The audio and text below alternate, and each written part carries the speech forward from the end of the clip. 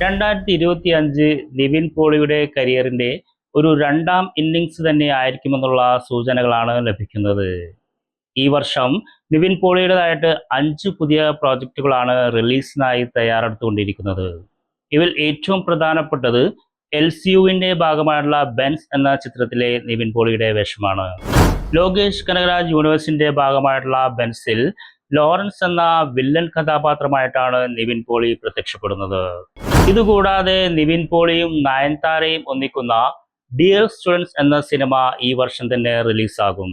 Baby girl, Dolby ദിനേഴ്സ് തുടങ്ങിയ ചിത്രങ്ങളും നിവിൻ പോളിയുടേതായിട്ട് ഈ വർഷം തന്നെ റിലീസിനായി തയ്യാറെടുത്തുകൊണ്ടിരിക്കുകയാണ്. ഇതുകൂടാതെ നിവിൻ പോളി നായകനായിട്ടുള്ള ഫാർമ എന്ന വെബ് സീരീസ് ഡിസ്നി ഹോട്ട്സ്റ്റാർ വഴി ഈ വർഷം തന്നെ റിലീസാവുകയാണ്. അപ്പോൾ ഇവയിൽ നിങ്ങൾ ഏറെ പ്രതീക്ഷയോടെ കാത്തിരിക്കുന്ന നിവിൻ പോളി സിനിമ ഏതാണെന്ന് നിങ്ങൾക്കിവിടെ കമൻ്റായി രേഖപ്പെടുത്താം.